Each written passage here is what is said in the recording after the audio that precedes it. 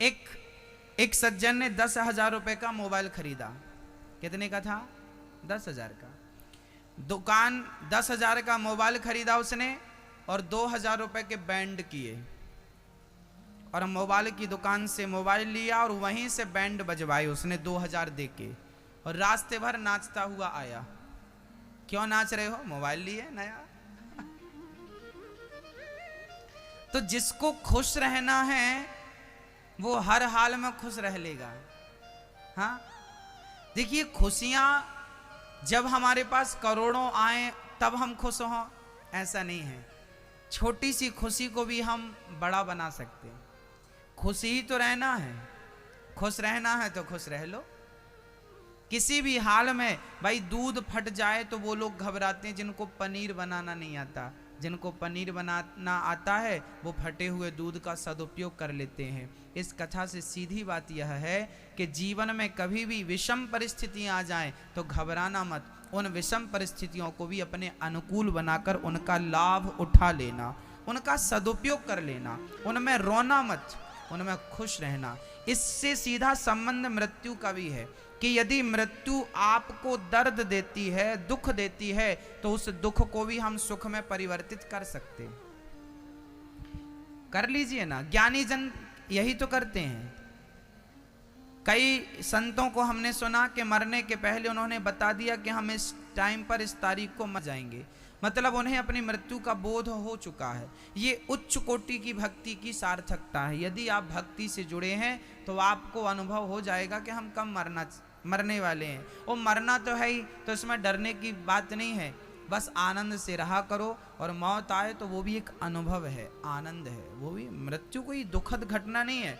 भाई फसल कटती है तो कोई रोता है? किसान रोता, अभी तक तो तुम फसल धान खड़ी थी, अब तुम कट रही हो। ऐसा थोड़ी होता है। भाई धान कटती है तो किसान खुश होता है कि चलो फसल आ गई, आनंद होगा घर में। ऐसे जब मृत्यु आती है तो हम भी पक गए हैं, अब कट रहे हैं। ये तो ईश्वर की खेती है ना, हम और आप। तो मौत को दुखद ना बनाया जाए, मौत को सुखद बनाया जाए। ये सत्संग से एक पॉजिटिव ऊर्जा आपको प्राप्त होगी और यहां से ये संदेश आपको प्राप्त होगा। हाँ, ईश्वर क्या करते हैं? विश्व की उत्पत्ति, पालन और संहार करते हैं। विश्वोत्पत्त्यादि हेतवे। अच्छा, भगवान और क्या करते हैं? बोले तापत्रय विनाशाय। भगवान 3 प्रकार के दुखों का नाश करते हैं। कौन कौन से? बोले दैहिक दैविक भौतिक तापा, राम राज्य का हो नहीं व्यापा।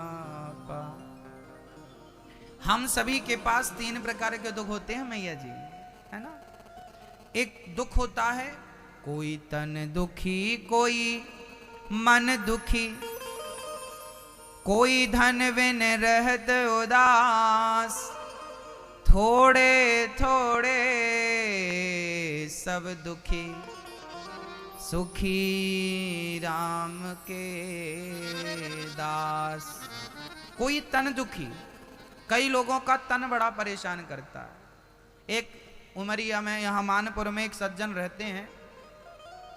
भगवान ने खूब दिया है उनके घर में, खूब माल है, पैसा बहुत है, पर खाते सूखी रोटी दाल में भिगा भिगा के। हमने पूछा, भाई साहब बढ़िया चकाचक खाया करो। महाराज जी चकाचक खाएंगे ब्लड प्रेशर हाई हो जाएगा। बहुत कुछ खाने को है, गरीबों को गरीबी नहीं खाने देती, अमीरों को डॉक्टर नहीं खाने देता हिसाब बराबर। कैसे खाओगे तुम? तुम्हारे पास ज्यादा धन आ भी जाए तो भाग्य से ज्यादा कोई खा सका है? जितने तुम्हारे नाम के दाने हैं वो तो तुम खा लोगे, जो तुम्हारे नाम के दाने हैं ही नहीं। कहते ना, दाने दाने में लिखा है खाने वाले का नाम, तो जिस दाने में आपका नाम लिखा होगा सो खा लोगे। अब डॉक्टर ने बोल दिया कि तुम्हें मीठा नहीं खाना। एक सज्जन आए, बोले गुरुजी डॉक्टर ने बोला है मीठा नहीं खाना। हमने कहा डॉक्टर तो बहाना है, तुम्हारे नाम का मीठा ही खत्म हो गया। डॉक्टर तो एक बहाना है, आपके नाम का मीठा खत्म हो। कोई दाना में आपका नाम ही नहीं लिखा तो डॉक्टर ने मना कर दिया। डायबिटीज हो गई आपको, ये तो बहाना है, बीमारी हो गई। पर वो दाना ही खत्म हो गया आपके नाम का। तो कोई तन दुखी, बहुत तन से दुखी। इसलिए हम क्या करते हैं, योग किया करिए, ज्यादा से ज्यादा योग किया करिए, प्राणायाम किया करिए, शरीर से ज्यादा काम लिया करिए। शरीर को बिठा देंगे ना, शरीर बीमारियों का घर बन जाएगा। शरीर को चलते फिरते रहना चाहिए, काम धाम करते रहो। घर का झाड़ू पोंछा बर्तन खुद कर लिया करो, बाइयों पे निर्भर ना रहा करो, स्वस्थ रहेंगे आप। पर ना, कैसे गुब्बारा हो रहे हैं फूल फूल के। काम धाम करेंगे तो स्वस्थ रहेंगे। काम ज्यादा किया करिए, शरीर स्वस्थ रहेगा जब आप काम करेंगे। कोई तन दुखी, कोई मन दुखी। अच्छा, मन के रोगी भी बहुत मिल जाएंगे आपको। एक सज्जन बोले, गुरुजी हम बहुत डिप्रेशन में रहते हैं। हमने कहा डिप्रेशन में क्यों हैं? बोले गुरुजी बहुत नुकसान हो गया, चिंता बहुत है। अच्छा ये बताओ, आप लोग ना चिंता बहुत करते हैं, चिंता क्यों करते हैं आप लोग? चिंता इसलिए करते हैं आप लोग क्योंकि आपने अपने आप को कर्ता मान रखा है। आपको लगता है हम नहीं करेंगे तो क्या, कौन करेगा, हम नहीं करेंगे तो क्या होगा। आपने ये मान रखा है कि सब आप ही कर रहे हैं, इसलिए आपको चिंता होती है। आप जिस दिन ये मान लेंगे कि हम कुछ नहीं करेंगे तो भी सब काम होगा, क्योंकि करने वाला तो कन्हैया है, करते हो तुम कन्हैया, मेरा नाम हो रहा है, मेरा आपकी कृपा से सब काम हो रहा। करता वही है, हम जबरदस्ती अपना माथा लगाते हैं, जबरदस्ती टेंशन लेते, चिंता करते हैं। हुई है सोई जो राम रचि राखा, को करी तर्क बढ़ावई शाखा। क्यों टेंशन करो आप, छोड़ दो ना भगवान पर। जब तुझसे न सुलझे तेरे उलझे हुए धंधे, तो भगवान के इंसाफ वह छोड़ दे ए बंदे। वही तेरी मुश्किल आसान करेगा, जो तू ना कर सका वो भगवान करेगा। आप जो नहीं कर सकते वो भगवान करेगा, इसलिए छोड़ दो उस पर। तू कर्म करने का अधिकारी तो है, चिंता करने का अधिकारी तू नहीं है। भगवान कृष्ण का सहयोग समर्थन किसको मिला था? अर्जुन को। अर्जुन ने देखा कि कृष्ण मेरी गाड़ी चलाने लगे, तो अर्जुन ने देखा कि भगवान ने मेरी गाड़ी थाम ली। अर्जुन निश्चिंत हो गए, क्योंकि उन्हें पता था कि कन्हैया जिनकी गाड़ी चला रहे हों, उनकी गाड़ी को कोई खतरा तो हो नहीं सकता। अच्छा, पूरे महाभारत में आपने अर्जुन को कभी टेंशन में नहीं देखा होगा। क्यों? क्योंकि उन्हें एक विश्वास था, एक सपोर्ट था। किसका? किसका सपोर्ट था अर्जुन को? बोलो किसका? कृष्ण कन्हैया का सपोर्ट था। अच्छा, आप लोगों को उनका सपोर्ट है कि नहीं है? हाँ या ना? सपोर्ट है।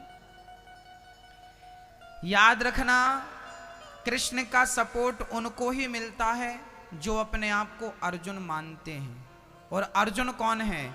अर्जुन वही है कि जो अपने आप को भगवान के चरणों में समर्पित कर दे, वही अर्जुन है।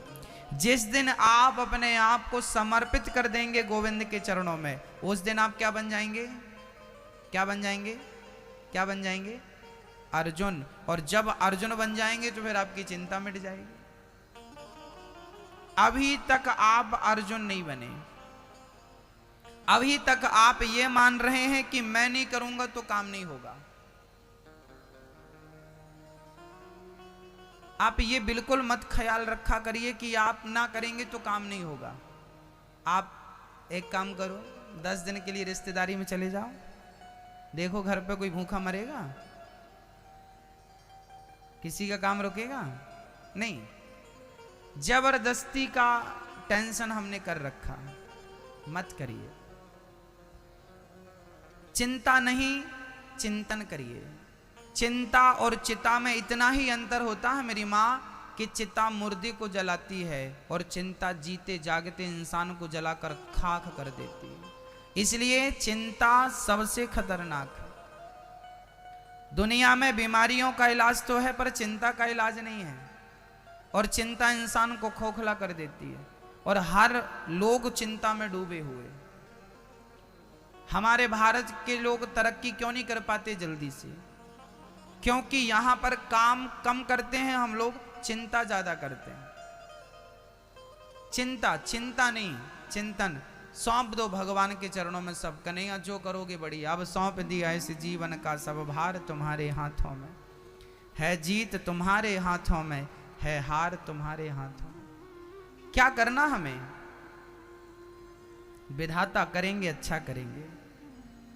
भगवान विश्व की उत्पत्ति पालन संहार करते हैं, दैहिक दैविक भौतिक तापा। कोई तन दुखी, कोई मन से दुखी ना रहिए। कोई धन बिन रहे तो दास। आप लोग ना बहुत दुखी हो जाते हैं, इस बार फसल कम हुई, नुकसान हो गया। ये साहब, ये कहने वाले लोग कम मिलेंगे कि हम बहुत सुखी हैं आर्थिक रूप से। एक सेठ जी थे, उनको ना एक हफ्ते में 2 लाख रुपए का फायदा हुआ। लोगों ने कहा वाह सेठ जी, आपको तो 2 लाख का फायदा हो गया, आप तो बड़े खुश होंगे। बोले हम काहे के खुश, हमारे पड़ोसी को 4 लाख का फायदा हो गया। जिससे दुखी रहना है उसे लाखों भी मिल जाए तो दुखी रहेगा, और जिससे खुश रहना है वो रिक्शा चलाने वाला भी खुश है, यदि खुश रहना है तो खुशी और दुख पैसों पर निर्भर नहीं करती।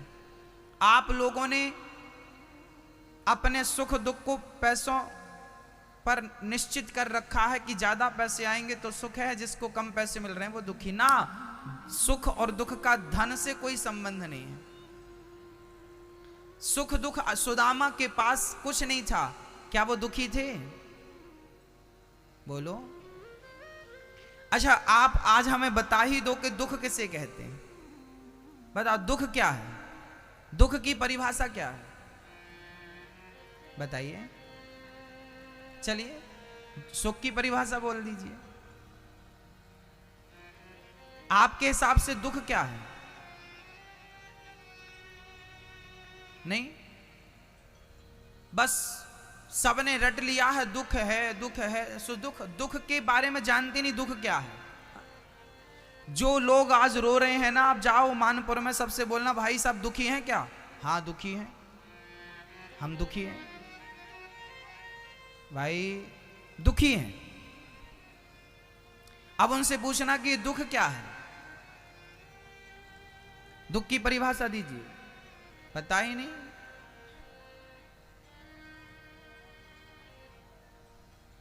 अब दुख क्या है आपके हिसाब का मैं बोलता हूं। लड़की सयानी हो गई, 22 साल की हो गई, शादी नहीं हो रही, बाप को दुख खाए जा रहा है। बाप दुखी सोता नहीं, उल्लू की तरह जागता। क्यों जाग रहे हो? बेटी सयानी हो गई, शादी करना, 22 साल की हो गई, तो तुम्हारे जागने से, तुम्हारे चिंता करने से हो जाएगी शादी? यदि शादी ऐसे ही होती है तो आओ हम सब मिलकर चिंता करें। यदि यही समाधान है तो यही किया जाए। तो क्या ये समाधान था? बोलो भाई, ये समाधान है? बेटी सयानी हो गई तो चिंता ना करिए, कार्य करते रहिए, लड़का खोजते रहिए, प्रसन्न चित्त से मिलेगा। कर्मण्येवाधिकारस्ते, गीता का एक श्लोक याद कर लीजिए। ईश्वर भगवान कहते हैं तू कर्म कर, फल की इच्छा ना कर। तू लड़की के लिए वर खोजता रह, समय के पहले शादियां नहीं होती मेरी मां। जन्म विवाह गिनना, काउंटिंग करना, जन्म विवाह मरण मृत्यु, जन्म विवाह मरण गति मोक्ष, जन्म विवाह मरण गति होई, जहां जस लिखा तहां तस होई। समय के पहले किसी का विवाह हुआ है? तुम्हारी बेटी का कैसे हो जाएगा? काहे चिंता कर रहे हो? चिंता ना करिए, चिंतन करिए।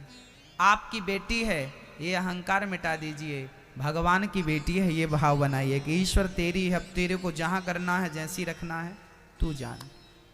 मेरी गाड़ी है तेरे हवाले, तू जाने तेरा काम जाने। सौंपना सीखिए। स्वयं मालिक बने घूम रहे हैं, ये गलती।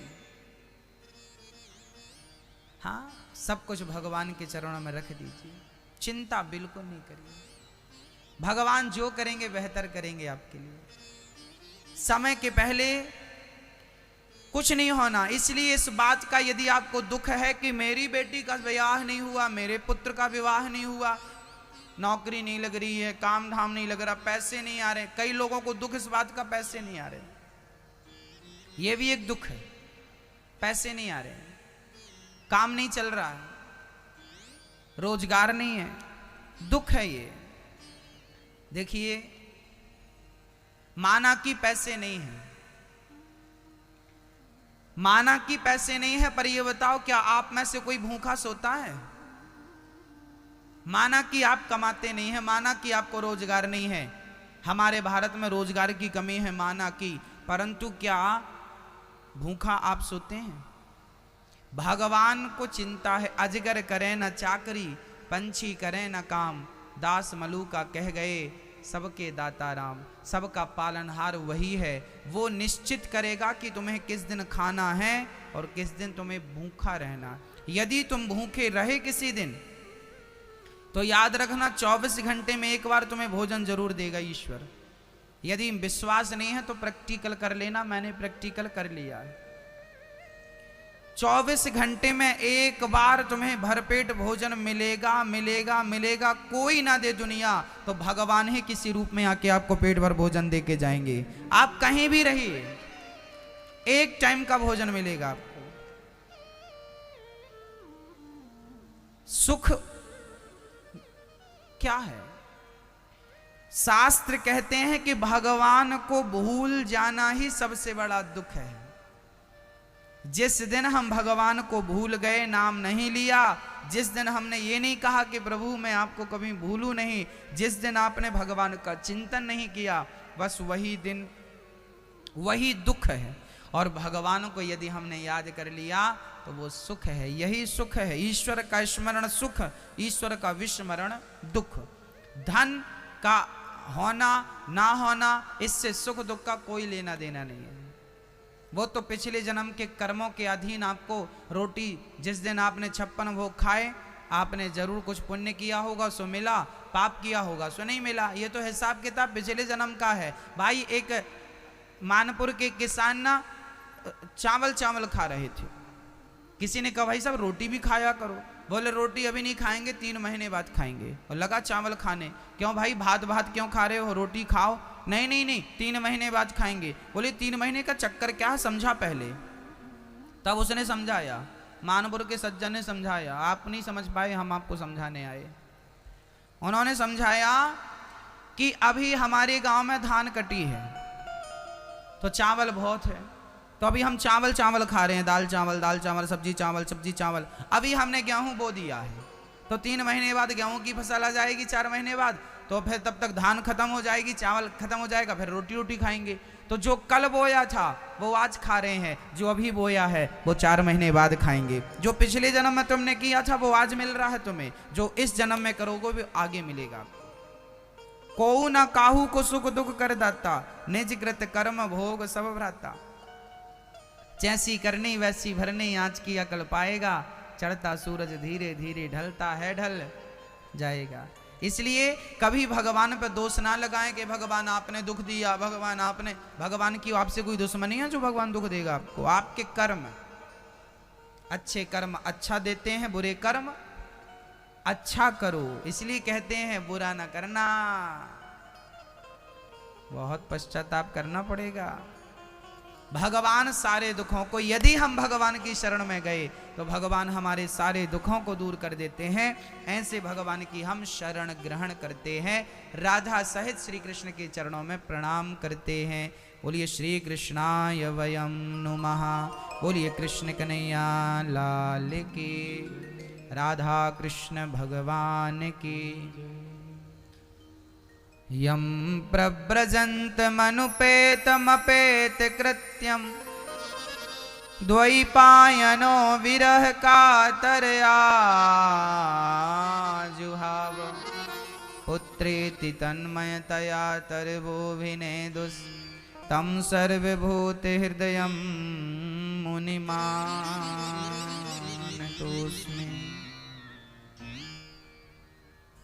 भक्तों, भगवान सुखदेव जी का जन्म हुआ। जन्म लेते ही सुखदेव जी भगवान का भजन करने चल पड़े। देखिए, घर परिवार को टाइम देना गलत नहीं है, पर थोड़ा सा समय भगवान को भी दिया करो, है ना। थोड़ा सा समय किसे दिया करो? थोड़ा सा समय भगवान को भी दिया करो, समय निकाला करो। काम काम काम काम, आदमी दिन भर कहाँ जाता है? काम से, काम से।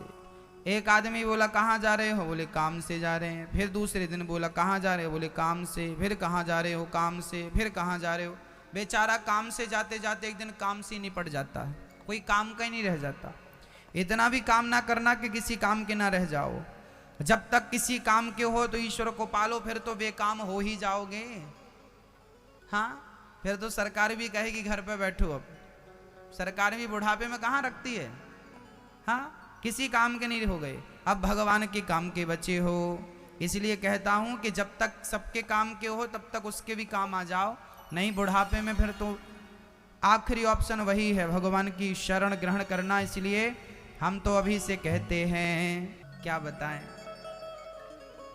सब कुछ सौंप देने में ही सुख है। हाँ, सौंप दो सब। सुखदेव जी का जन्म हुआ, जन्म लेते ही सन्यासी हो गए, त्याग दिया घर से मोह ममता। हाँ? अच्छा, सुख में बाधा क्या है? सुख में बाधा है हमारी इच्छाएं, हमारी ममताएं, है ना। बुढ़ापे में भी घर परिवार में हम चिपके रहते हैं। हम ये नहीं कहते कि आप सब छोड़ के हरिद्वार चले जाओ, हम तो केवल ये कहेंगे कि घर पे ही रहो, पर बुढ़ापे में वैसे ही रहना चाहिए, जवानी में भी वैसे ही रहना चाहिए जैसे कीचड़ में कमल रहता है। कीचड़ में कमल रहता तो है, पर कीचड़ से कोई संबंध नहीं रखता। ऐसे ही घर परिवार के कीचड़ में तो रहो, पर कमल बनकर संबंध केवल भगवान से रखो, दुनिया वालों से संबंध ना रखो। यदि हमने दुनिया वालों के संबंध में अपने आप को उलझा दिया तो जिस लिए जन्म लिया है बेकार चला जाएगा। उस ईश्वर की प्राप्ति के बिना मर जाएंगे हम, इसलिए उलझाइए ना। सुखदेव जी जन्म लेते ही चल पड़े हैं। आइए चलते हैं, ऐसे सुखदेव जी को हम प्रणाम करते हैं। आइए चलते हैं नैमिषारण्य। 88,000 संत बैठे हैं, उन संतों के मध्य में सूत जी का आगमन हुआ। सूत जी के आते ही सारे वहां के संत 88,000 ऋषि मुनि खड़े होकर सूत जी का अभिवादन करने लगे। सूत जी को यथास्थान दिया, सारे संतों को सूत जी ने बिठाया, बैठ जाइए। अब यहाँ पर सूत जी और शौनक आदि ऋषियों का प्रश्न और उत्तर प्रारंभ हुआ। भागवत प्रश्न और उत्तर से भरी पड़ी है मैया जी। हाँ, पहला प्रश्न शौनक जी का, हे सूत जी हमें कथा सुनाइए। देखिए, सच्चा प्रेमी जो होता है, अच्छा आपने देखा होगा तंबाकू खाने वाला ना आपके पास आएगा और कहेगा, है क्या? हाँ? तंबाकू खाने वाला आपसे तंबाकू मांगेगा, वो बात तंबाकू की करेगा, गुटखा की करेगा। अच्छा, बीड़ी पीने वाला बात काहे की करेगा, है क्या? तो कहीं बीड़ी निकालेगा तो कहेगा माचिस है क्या, कहीं माचिस दिखाएगा कहेगा बीड़ी है क्या। एक रखता है, एक रखता ही नहीं। हाँ, किसी के पास सुपारी है तो सरौता नहीं है, किसी के पास सरौता है तो सुपारी नहीं है। तुम सरौता दे दो, हम सुपारी दे रहे हैं, फोड़ के दोनों जन खा लेंगे। ये नशेड़ियों की बातें हैं। तंबाकू वाले लोग जब मिलते हैं तो बातें तंबाकू की होती हैं, गुटखे की होती है क्या। सुपारी वाले मिलेंगे, बीड़ी वाले मिलेंगे तो बीड़ी की बात करेंगे। अच्छा, गांजा वाले मिलेंगे तो कहां का है, दम है कि नहीं? हाँ, गांजा वाले बात कैसी करते हैं, मसाले में दम है कि नहीं, कहाँ का है ये, वो कहेगा बढ़िया वाला, तो फिर लगाओ। तो गंजेड़ी लोग जहां बैठते हैं वहां चर्चाएं गांजे की। अच्छा, पिवक्कड़ जहां बैठेगा वो दारू की बात करेगा, शराब की बात करेगा, मदिरा की बात करेगा। कौन सी वाली कल तुमने पी थी, आज उससे अच्छी वाली पीना है। कल कितने पैक चढ़ाए थे, आज ज्यादा चढ़ाना है।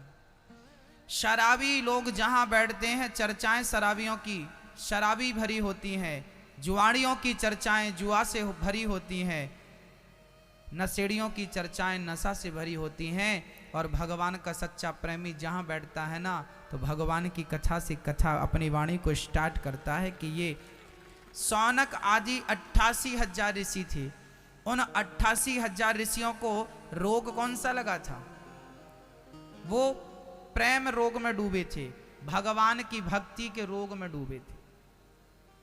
उनको कृष्ण से प्रेम था, भगवान से प्रेम था, इसलिए उन्होंने वक्ता से, वक्ता कौन, सूत जी, शौनक आदि ऋषियों ने वक्ता से पूछा क्या कि हमें ऐसी कथा सुनाओ जिससे हमारा ज्ञान बढ़ जाए, वैराग्य बढ़े और भक्ति बढ़े। भक्ति ज्ञान विराग आप तो विवेको वर्धते महान, माया मोह निरासश्च वैष्णवे क्रियते कथम। भक्ति ज्ञान वैराग्य, ऐसी कथा सुनाइए कि हमारी भक्ति बढ़ जाए, हमारा ज्ञान बढ़ जाए, हमारा वैराग्य बढ़ जाए।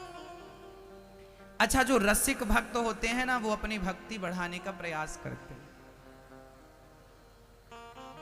भक्ति बढ़े हमारे हृदय में, बस कुछ नहीं चाहत, कुछ नहीं चाहिए, बस भक्ति बढ़े, ज्ञान बढ़े, वैराग्य बढ़ जाए। भक्ति ज्ञान विराग आप तो विवेको वर्धते महान। प्रिय भक्तों, सूत जी महाराज ने कहा, शौनक आदि ऋषियों, आप ऐसी बात क्यों कर रहे हैं? आजकल लोग तो व्यर्थ की बकवास ज्यादा करते हैं, आप केवल कथा की चर्चा कर रहे हैं, कारण क्या है? तब कहा उन ऋषियों ने कि हम इस कलयुग में परेशान हो गए हैं, यहां बकवास करने वाले लोग तो मिलते हैं पर भगवान की चर्चाएं करने वाले लोग नहीं मिलते। इह घोरे कलौ प्रायो जीवश्चा सुरताम गतः क्लेशाक्रांतस्य तस्यैव शोधने किम परायण। आजकल का व्यक्ति बहुत आसुरी हो चुका है और वो घिर चुका है, आसुरी वृत्तियां बढ़ चुकी हैं। हमें ऐसी कथा सुनाइए कि कृष्ण प्राप्ति करम शाश्वत साधनम तद्वदाधुना।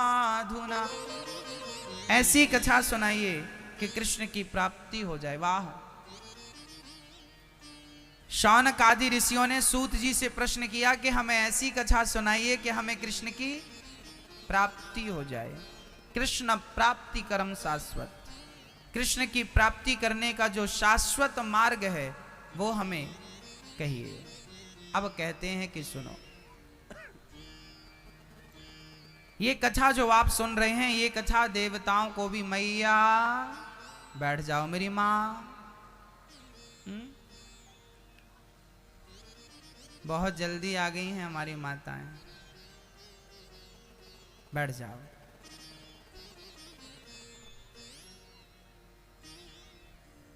यहां कथा प्रेमियों की कमी है, सब दौलत कमाने में लगे हैं, पता नहीं कितना ले जाएंगे बांध के। शांति से बैठ जाइए। हाँ भक्तों, वैसे हम लोग दूर दूर तो कभी नहीं जा पाते कथाएं सुनने, पर जब भी कभी पास में कथाएं हो ना, घर के आसपास, गांव के आसपास, शहर के आसपास, तो उन कथाओं को हमें कभी छोड़ना नहीं चाहिए।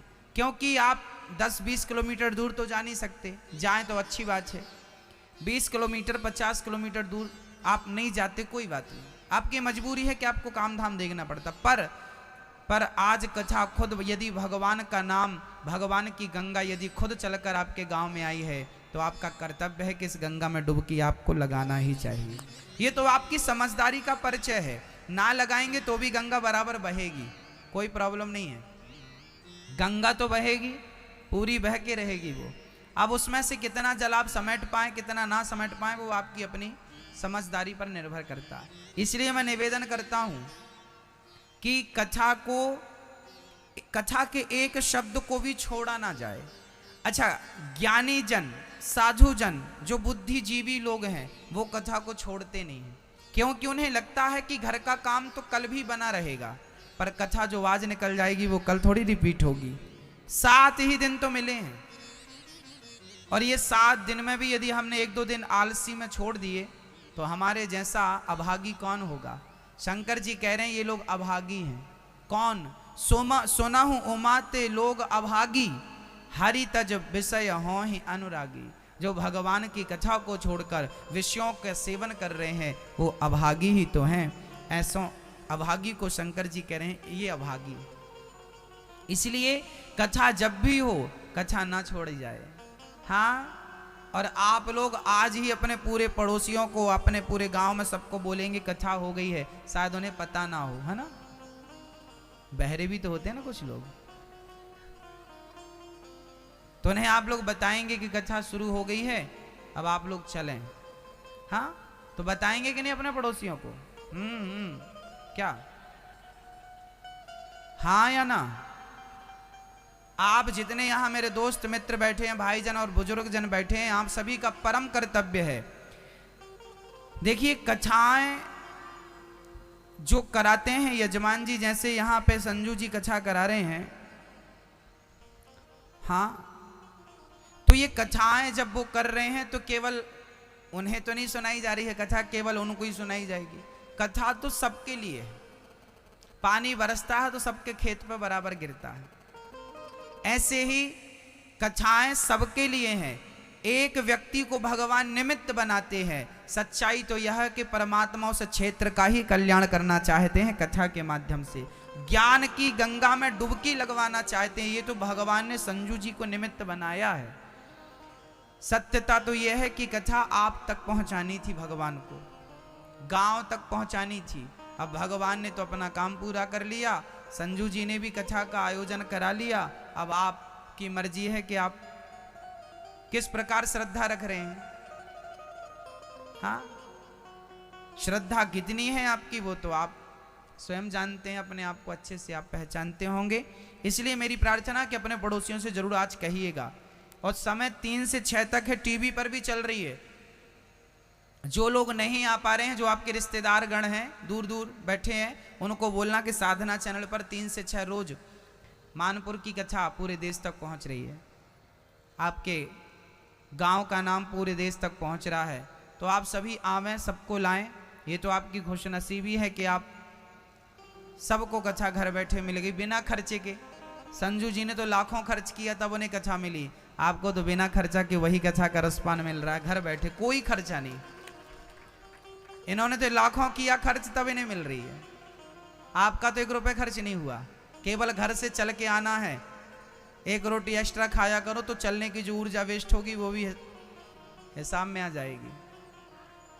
हाँ, तो कथाएं सुननी चाहिए। सूत जी महाराज कह रहे हैं, सौनक जी, एक बार यह कथा जो आपको सुनाई जा रही है, यह कथा देवराज इंद्र को भी दुर्लभ थी, उन्हें भी सुनाई गई। एक बार सुखदेव जी सुखताल में भागवत की कथा सुना रहे थे। उसी कथा में देवराज इंद्र अमृत का कलश लेकर आए। कहा कि चलिए कथा में। अमृत का कलश लेकर इंद्र आए, कहा कथा सुनाइए। सुखदेव जी ने कहा आप प्रेमी बनकर आते तो हम कथा निश्चित सुनाते, पर आप तो सौदागर बन के आए हैं और ये कथा सौदागरों की नहीं, ये कथा तो प्रेमी जनों की है। राजा इंद्र को भी इस कथा से वंचित रखा गया, क्योंकि इंद्र भी इस कथा के अधिकारी नहीं थे। इस कथा के अधिकारी सब लोग नहीं हैं। सुखदेव जी कहते हैं इंद्र प्रेमी बनकर आते तो जरूर सुनाते, पर सौदागर बन के आए हो। जाओ। इंद्र ने उन्हें, सुखदेव जी ने उन्हें पठा दिया। इंद्र जब देखते हैं कि 7 दिन में परीक्षित का उद्धार हो गया, उन्होंने एक तराजू बांधी, एक पलड़े पे भागवत के सुखों को रखा, दूसरे पलड़े पर संसार के तमाम कल्प वृक्ष, सोना चांदी सब रख दिया, पर भागवत का पार ना पा सका कोई। तब इंद्र ने भगवान से कहा, प्रभु आप कहाँ हैं? तब भागवत से भगवान प्रकट हो गए, मैं यहां हूं। प्रभु आप यहां हैं? हाँ। जहां भागवत है वहां भगवान है। भगवान प्रत्यक्ष भागवत है और भागवत प्रत्यक्ष भगवान है। शब्द रूप में भगवान भागवत में रहते हैं। मंदिरों में भगवान विग्रह के रूप में है। मंदिरों में भगवान किस रूप में बैठे हैं? विग्रह के रूप में। और भागवत में भगवान किस रूप में है? भागवत में भगवान शब्द रूप में है। शब्द ही भागवत, शब्द ही ब्रह्म है, इस रूप में वो बैठे। इंद्र का अहंकार समाप्त हुआ, भागवत से भगवान प्रकट हो गए। इंद्र चरणों में गिर पड़े, क्षमा मांगी। एक बार नारद जी को भी कथा सुननी पड़ी। अच्छा, नारद जी एक बार ना भ्रमण करते करते चल पड़े। कहां कहां पहुंचे? अहम तू पृथ्वीं यातो ज्ञात्वा सर्वोत्तमामिति पुष्करम चा प्रयागम चा काशीम गोदावरीम तथा। नारद जी बोले, मैं पृथ्वी के समस्त तीर्थों में गया, पर ना पश्यम कुत्र मिच्छर्मः मनः संतोष कार्यकम, मुझे शांति कहीं नहीं मिली। तब नारद जी गृहस्थों के घर, साधु संतों के घर गए, वहां शांति नहीं। पुष्कर, प्रयाग, काशी, गोदावरी तीर्थों में गए, शांति नहीं। तब नारद जी आपके घर आ गए। शायद आपके घर शांति हो, पर शांति तो वहां भी नहीं थी। आपके घरों में शांति है क्या? हाँ भाई, इसको बढ़ाओ थोड़ा। शांति नहीं। शांति कहां है? तरुणी प्रभुता गे। आजकल आपके घर पे नई नई बहुओं की चल रही है, सासू मां की कोई पूछ ही नहीं है, पूछते ही नहीं आजकल। आजकल ना बड़े बुजुर्गों का कोई सम्मान नहीं रह गया। कोई आजकल ना बड़े बुजुर्ग बोझ बन गए बच्चों के लिए। बच्चे उन्हें ना बोझ, जैसे बूढ़े बैल को किसान हटा देता था ना, बुढ़ा बैल किसी काम का नहीं, ऐसे बूढ़े बाप की भी हालत आजकल बूढ़े बैल की तरह हो गई है। और ये जवान बच्चे आजकल माँ बाप का अनादर करते हैं, भूल जाते हैं कि तुम भी तो एक दिन बुढ़े होगे। जब आज 21वीं सदी में आज बूढ़ों की ये हालत है, तो ना जाने आने वाले 10-20 सालों में और क्या हालत होगी। जबकि बूढ़ों का आदर करना चाहिए, बूढ़ों का सम्मान करना चाहिए। हमने जितनी भी शिक्षा पाई है ना, वो बूढ़ों के अनुभव से कहीं कम है।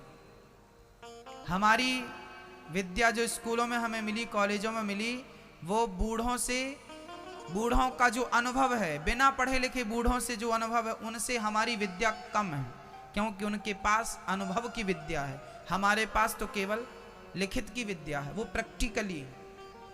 इसलिए बूढ़ों का आदर किया करें। और बूढ़ों को भी बच्चों के साथ थोड़ा बच्चा बन जाना चाहिए। कई बूढ़े हैंग हो जाते हैं। हाँ, कई बूढ़ों को ये लगता है हम ही सबसे ज्ञानी, हम सबसे अच्छा जानते हैं। वो अपने आप को ज्ञानी मान लेते हैं।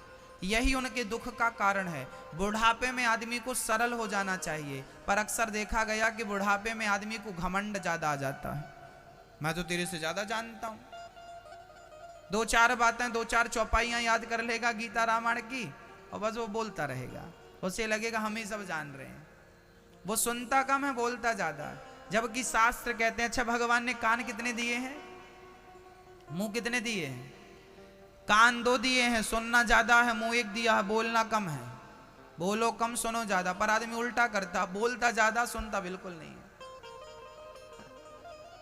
और यही इनके दुख का कारण है। सास भी नहीं सुनती बिल्कुल। बहू बोलेगी माँ जी यहाँ बैठ जाओ, मैं क्यों बैठूं, मैं तेरे से ज्यादा जानती हूं, मैं वहां बैठूंगी। माँ जी ये खा लो, नहीं खाऊंगी, ये कर लो, नहीं करूंगी। दोनों को प्यार से रहना चाहिए। थोड़ा सा माँ बाप को भी चाहिए कि वो बच्चों के साथ बच्चे हो जाएं, बच्चों को भी चाहिए कि वो माँ बाप के साथ थोड़ा अनुकूल हो जाएं। थोड़ा आप समझिए, थोड़ा हम समझें, क्योंकि जमाना जैसा है हमें वैसा चलना पड़ेगा। यदि आप पुरानी बातें करेंगे, पुराना हिसाब किताब रखेंगे तो काम कैसे चलेगा। आज बहुत एडवांस सब चीजें हो गई, जमाने के हिसाब से चलना पड़ता है, सबको करना पड़ता, थोड़ा सा एडजस्ट तो करना ही पड़ेगा। इसलिए मैं प्रार्थना करता हूं, झगड़ा इसलिए होते हैं कि बहू की अलग धुन है